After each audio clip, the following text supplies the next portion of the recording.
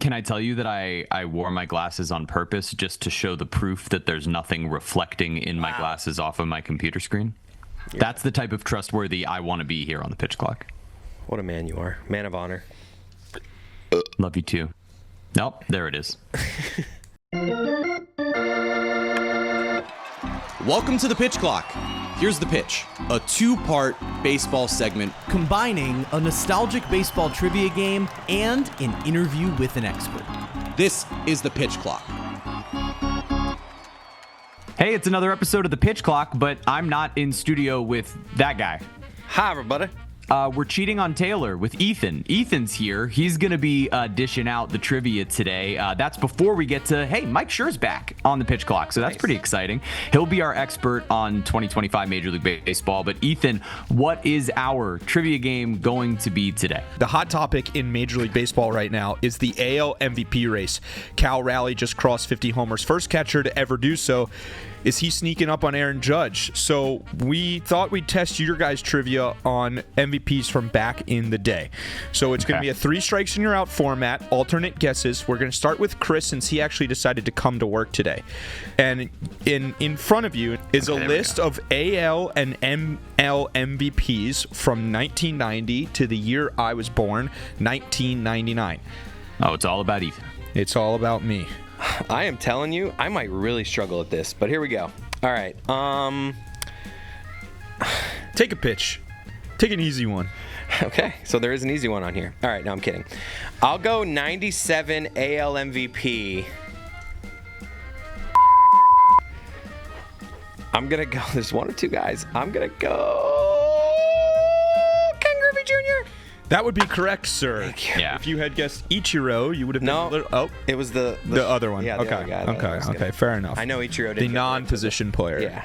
Okay. No, that's actually not who I was going to go with also. So Cody is on the board. Were you going to go with Edgar Martinez? I was going to go with a shortstop, guys. A young shortstop. Yeah, I know the shortstop. Okay. Yeah, he might pop up somewhere again on this list. That's what I was debating between. Got it. All right, so I'll go with a cupcake as well then. I'll go 1998 Chicago Cubs. That's Sammy Sosa. That is Jeremy's favorite year of baseball of all time. Yep. And that is correct. It is. It is my favorite year of baseball. Cody, it's back over to you. I mean, who else could it be? 96 Padres, Tony Gwynn. That is incorrect. Okay. Jeremy. Told you I'm going to be bad at this. So Cody has his first strike. This is going to be a slightly risky one. I'm going to go 1992 Pittsburgh Pirates, Barry Bonds. That is correct, sir. Jeremy. Right. Bonds is on the board. It has been too long since we've had this 2025 MLB baseball expert with us. Mike Schur is back. Hey. I don't like to be referred to as an MLB expert. That's ridiculous. I know you don't. You give me this disclaimer every time. Yeah, I'm just a guy who likes baseball, man. Don't you get to under promise and over deliver. All right. So we're gonna dive into actually a couple of fun stats here real quick. And this is going to give you another insight into Chris Cody because basically for 2 or 3 weeks in a row, I think, on Against the Spread, one of the segments that we do on the main show, Chris said, hey, pick against Trevor Rogers. That guy stinks. And I'm going to read you this stat, which is that pitchers in the integration era with an ERA below 150, so 1.5, 70 Ks, and 2 or less home runs allowed in their first 13 starts of the season. 81 Nolan Ryan, 94 Greg Maddux, 2025 Trevor Rogers. The other stat I want to bring you amongst pitchers is that Paul Skeens has thrown 50 games where he started. He's allowed 66 earned runs. His ERA is .01, worse than Vita Blue, for the best live ball ERA amongst your first 50 starts. That's at 2.02. Which one of these stats impresses you more, and what do you think about, these two pitchers and the way that they're throwing the ball this year? Trevor Rogers' stat is more impressive. And the reason that Trevor Rogers' stat is more impressive is that Paul Skeens is 6'6", 255, and was the number 1 overall draft choice. Everyone knew that guy was what he is.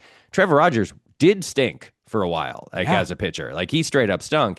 And I have watched him annoyingly, absolutely shut down the Boston Red Sox twice in the last month and a half. Look, both of those stats are insane and incredibly impressive. And Trevor Rogers has a long way to go before you consider him to be in that upper echelon of elite starters. But given that he has the skills he has to work with, I think he is putting together a more impressive run than anyone else in the league right now. Let's talk about something else that I know I'm happy to see, and I imagine you're happy to see. The Field of Dreams game is coming back in 2026. Fun. Yeah, fun stuff. Obviously, if anyone also watches or listens to Pablo Torre finds out, they know your relationship with Field of Dreams. But how exciting is this for Major League Baseball? Like, to get that game back and something that can pull on that nostalgia. It's a great event and it's wonderful. And frankly, like, they shouldn't have stopped doing it even when they added these other, they played a game in Birmingham and they played the Speedway game, which was kind of a mess, a literal mess. But in general, let's give it up to MLB for finally, after 100 and something years, realizing that the product that they have could be improved upon with a tiny bit of ingenuity. And the All-Star game, no one cares about the All-Star game anymore. And if you put it at the Field of Dreams field, suddenly you're like, well, this is special and everyone's going to want to be there. And I don't know. They should I just want them to innovate more, because every innovation that they've come up with in the last, call it 10 years, has been pretty good. The Field of Dreams game and these neutral site games and the playing game at a Negro League stadium, and the pitch clock and the bigger bases that allowed more stolen bases, like, all of this stuff is working. Wow, you're so right. The pitch clock is working. Chris, it's back over to you, my friend. I hate this. Larry Walker, Rockies, 97. Absolutely correct, sir. God. Nice job. That's nice my job. boy, Larry Walker. Took him way too long to get into the Hall of Fame. You know That is what? an unreal baseball player. That's absolutely one that I should have knocked that out. I'm trying to think. There are a few potential options for all of these in a way that's There's some of these are going to trip you up. And like picking the year Exactly. for certain ones is really tough. Like, you might get the right name but the wrong year. Yeah, I'm gonna go. All right, I'm gonna go to the name we were thinking about. I'm gonna go 1999 Texas Rangers Alex Rodriguez. That is incorrect. Damn it. Now you'd think Chris would be like, oh, if it wasn't A-Rod, it has to be this guy. Huh. You might think so, Cody. Yeah, it does. 1992 Oakland A's Jose Canseco. That is incorrect. Your second strike, sir. For sure. You know what? I'm gonna go. It might be.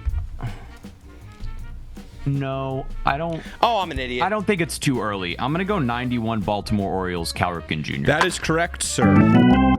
It's time for us to move to the real topic and the reason why you're here. It's the Boston Red Sox. The Red Sox, well, they dominated the Yankees this year. But between that, there's a half a game between them at the time of this recording, which is pretty unbelievable to think about that swing. And you've got those two teams in the Seattle Mariners in the thick of this AL wild card race, as Seattle's also nipping on Houston's heels. So for you, an opportunity to sort of brag about your Red Sox, but what do you think of the way that this race is shaping out? It's very interesting. It's arguably more interesting than any of the individual division races, for sure. If you look at the schedules for the rest of the year, the Yankees play a bunch of cream puffs. Like, it's a very, very easy schedule. The Red Sox have half cream puffs and half decent teams. So it would not be surprising to me if the Yankees recovered and ended up taking that first slot. The Red Sox, when they ended that series in New York with a better run differential than the Yankees, which is pretty amazing. And because the Yankees have like 8 guys with 20 homers, it's like everyone on their team hits home runs. So there's a lot of variables. I think you're like, the romantic choice here is the Mariners, because never won the World Series, and Raleigh's having the year he's having, and very quietly Julio Rodriguez, which most people think of him as like a weird bust, and yet you look at his stats every year and he's got 5 WAR or 6 WAR or whatever. Like, because he hasn't quite turned into Willie Mays offensively, but he's such a good defensive outfielder that he's just insanely valuable. It's going to be a wild race. I think given the Yankees' opponents, you would be foolish to bet against them. If you look at their playoff odds, the Yankees, even though the Red Sox are half a game in front, Yankees playoff odds are higher, and I think it's because of their strength of schedule remaining. Cal Raleigh and Aaron Judge. You brought both of these guys up. They're competing for the AL MVP. Cal Raleigh gets to 50 home runs. It's insane. Look, we're going to start doing it. Let's talk about the MVP conversation. Let's do it. Let's do it. Cal Raleigh, Aaron Judge, what do you think? Right now, it's still Judge, unfortunately. He's so important to that team, and his numbers are otherworldly. Again, though, post-injury, he has not been the same hitter, and if he continues to merely be one of the best hitters in baseball as opposed to one of the greatest hitters of all time, which is what he was in the first half, and Raleigh keeps doing what he's doing, it's possible that Raleigh steals it from him. There's a lot going. People still love narratives in baseball, and the narrative of being the first catcher to hit 50, being a switch hitter. Let me say this: if the Mariners make the playoffs and or he gets 60, I think he steals it. Now he's only hitting, his batting average is like 249. Like he doesn't have some of the things you need to be like automatic red, stamp of approval. But I think to beat Judge in the year he's had, the Mariners need to get into the playoffs, and I think it's possible that Raleigh needs to get all the way to 60, and then it'll sort of be like, you know what? Screw it. This is the Jokic situation where he's gotten the MVP a couple times before. Let's give it to this other guy who had an incredible year. It's sick, and he leads us right to our little bonus question, because this is a pretty quick game going on between me and Chris.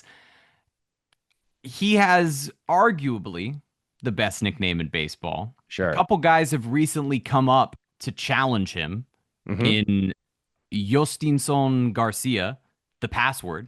The password. What do you believe is the best nickname in Major League Baseball as a man who truly, truly loves names?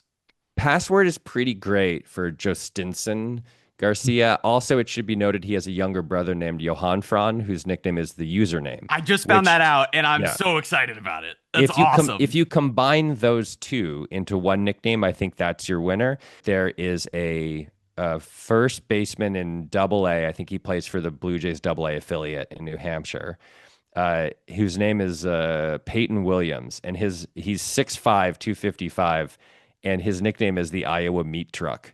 Oh my God. I think that's kind of amazing. And so if the Iowa Meat Truck ever makes the majors, I'm going to vote for Iowa Meat Truck as the best nickname in the game. Mike Schur, thank you so much for joining us on this episode, and let's get back to the end of this game with Chris. 92 Oakland A's Mark McGwire.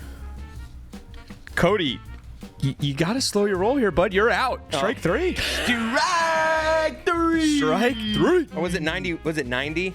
No, that's why I avoided the A's, because I didn't think McGwire had won an MVP. He won Rookie of the Year, I think, was that 89, 87. McGwire's not on this list. McGwire did not win an MVP unless he won one in the 80s. So what does Jeremy have to get this right to technically win? Or no, I guess he's got to avoid getting two wrong here.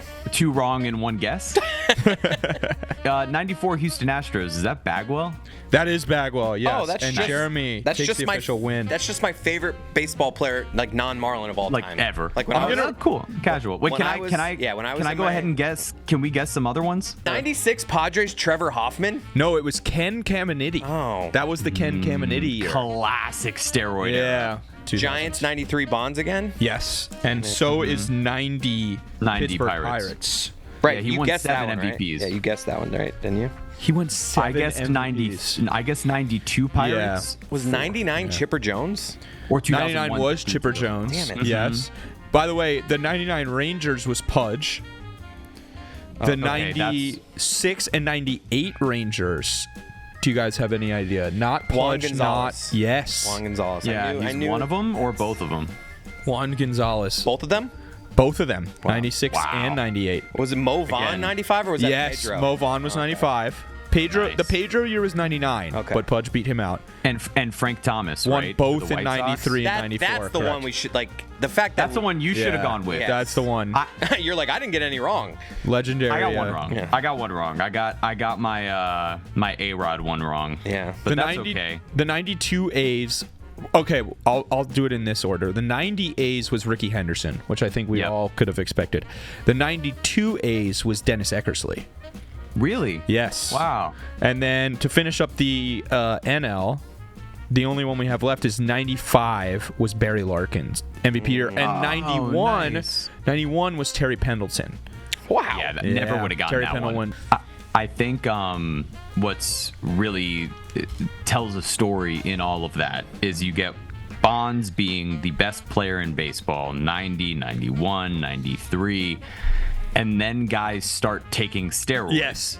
So, Ken Caminiti wins a Juan Gonzalez MVP. wins 2 MVPs. Juan Gonzalez wins a couple. Let's be real, Larry Walker wins one. Oh, whoa. Bagwell. What are we doing? Whoa. Bagwell wins one. We're throwing that accusation at Larry Walker? Sammy Sosa wins one. And so, by the late 90s and early 2000s, Barry Bond goes, all right, I'm going to go ahead and start doing this too, and becomes the greatest thing that's ever happened also, on a baseball field. Chipper doesn't get any of that, huh? And Larry Walker has no connections either. I don't know why Jeremy threw Larry Walker out there under the bus, which, I mean, it's fine. Look, he's still in the Hall of Fame. Team. Like, look and at all these guys should be in the Hall of Fame. All his teammates, though, like... Yeah, the that Blake team Street was, Bombers, that team Dante was, Bichette, Galarraga. There are several guys already in the Hall of Fame who absolutely... Of course. Dude, Pudge failed the test. One of my favorites, Ivan Rodriguez. Pudge failed the test. That said, hey, fun steroid era MVP conversation. Glad we talked a little bit after, because otherwise there would have been no show today. So great work. I get a win. That's very exciting.